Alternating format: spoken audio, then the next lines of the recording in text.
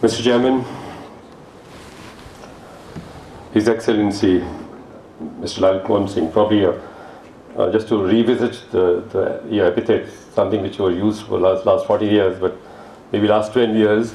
So let me sort of remind you that, this is a kind of a traditional address to ambassadors and people who adorn these positions. His Excellency, Mr. Lalit Singh, Director, Dr. Malhotra,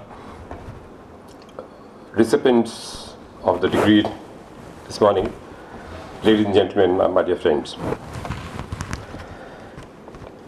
See, whenever there is an opportunity given to me to propose a vote of thanks, I must confess that I experience a sense of immeasurable and unspeakable joy.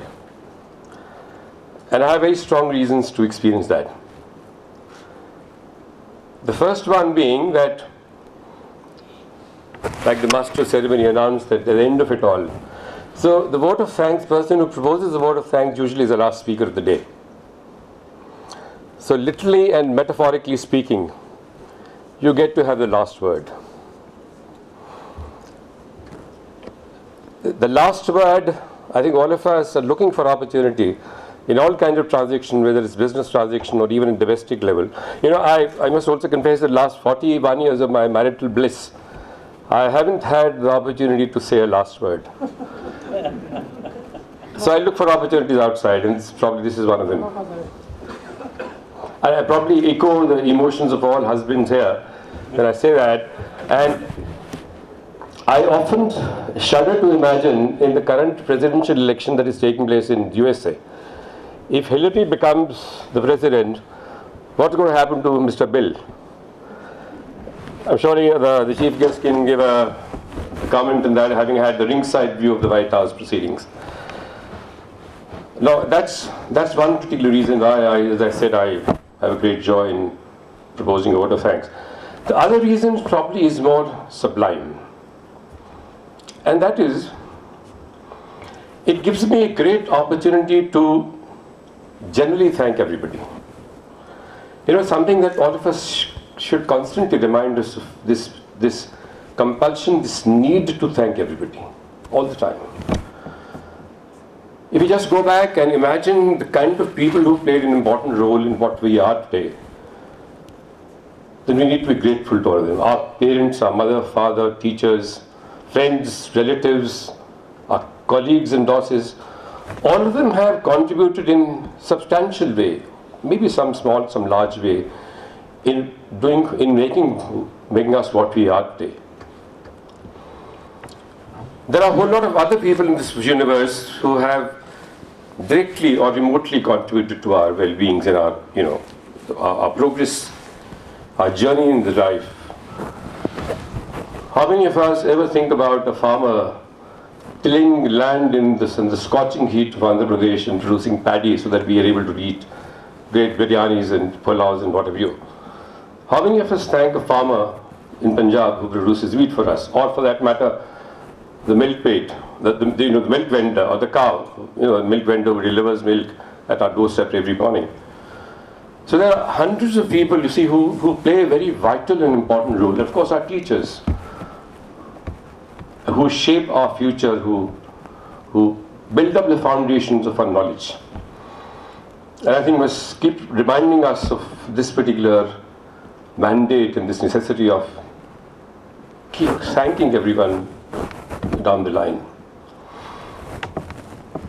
So these two reasons, gentlemen, makes this particular experience very enjoyable. Mr. Lalit Singh, you talked about your son, a grandson, probably 6 years of age, who is very good in computers, computer savvy. Let me give you an example of another 6 years old grandson of mine who is very good at diplomacy. Often there's a standard conversation in every household which has grandparents. So this question is often asked to the grandchild, between the grandparent, the grandmother and grandfather, who do you love more? So this is a standard practice we also follow at our home. I asked my grandchild, do you love me? He says yes. I said, do you love your grandmother? He says yes. The next question is, who do you love more? He says, I love both of you equally. See, that's diplomacy. The diplomacy of not hurting anybody, diplomacy of not displeasing anybody. And that's something which children probably learn very early. Learn diplomacy and computer at the same time, with equal kind of force. Our chief guest today, Mr. Lalit Man Singh, not many things have been said about him. And I only suspect, sir, that, you see, we heard about Man Singh, the word Man Singh and the surname and the name, one in the historical context, a great trusted general of Emperor Akbar in the 16th century. That was one Man Singh. And we have another Man Singh here today. And I suspect that the word Man Singh is probably genetically configured to become a celebrity. Is that the reason? So all Man Singhs of the world reach that position. In fact, sir, we got to pause here for a while, and I would say that because of international reach and your foreign assignments, you were pretty well known in the international circle and Indian diaspora. But I also must tell you that within this Indian context, you of course were known, but you were also known as a husband of a great dancing celebrity. And so when you talk about, I often say that the kind of style of Mr. Man Singh also could be described in a very soft manner, in a subtle manner. He kind of impacted the Indian foreign policy, that it has something of a lyrical touch. It was a lyrical diplomacy, and it's not a surprise, because his connection with art, and some of you probably don't know that his father was a great Oriya poet, Malhotra Man Singh. So with these environment, this kind of association, it is no surprise that he carried the art, he carried the diplomatic initiatives and perfected it into a form of an art. So that, ladies and gentlemen, is probably the greatest kind of credentials that we can share as far as the present, our honorable chief guest is concerned today. Now, to my friends who is awarded degree today, I thank you for all coming here. And here also, apart from, in many respects, we saw a visible impact of women empowerment. I was noticing that out of 3 medal winners, the first 2, the silver and the gold, were the ladies. So that's the kind of a change which is taking place across the board in Indian society. That and I am not surprised that if the last century was primarily of the great scientists and people who were a male species, the 21st century is largely going to be dominated by women, and I think all men have to be really prepared to accept that particular change in paradigm. To my friends who have gathered today, much has been said, a lot of advice has been given, but I'll share just 2 things with you, which could possibly be would stand you in good stead in later life. You see, the first thing is, it's very extremely important in any situation that you're in, that you take control of your life yourself. At the end of the day, it's you who's the most important person in your life. A lot of other people would possibly play a role, impact your life in varieties of ways, but at the end of it all, you have to make a choice for your future. You got to take control of your life yourself. Uttredatmanam atmanam vasatayet atmai atmana bandhu atmai ripuratmana. One of the quotes from Bhagavad Gita is that keep on elevating yourself constantly. Don't let yourself come down. Don't do anything don't commit indiscretions which brings you down. And the second line says, Atmai atmana bandhu atmahi ripuratmana. You are your best friend and you are your worst enemy. So my dear friends, please remember, at the end of any kind of situation, you are the sole arbiter of your destiny. And you really have to believe in that particular statement. If you've placed trust in yourself, your capabilities and your competence, that's what really will take you far. Pursue excellence. I always say that don't worry about success. Success is transient. Pursue excellence. And if you are pursuing excellence, the success will follow you. It will crown your feet without any second thoughts. In fact, one of the statements which is relatively less quoted from Mahatma Gandhi, which is the other part of the picture that I wanted to share with you, is जियो तो ऐसे जियो कि कल मरने वाले हो, और सीखो तो ऐसे सीखो कि सदा जिंदा रहने वाले हो. So that brings me to this aspect that you have to really constantly engage yourself in pursuit of knowledge and wisdom.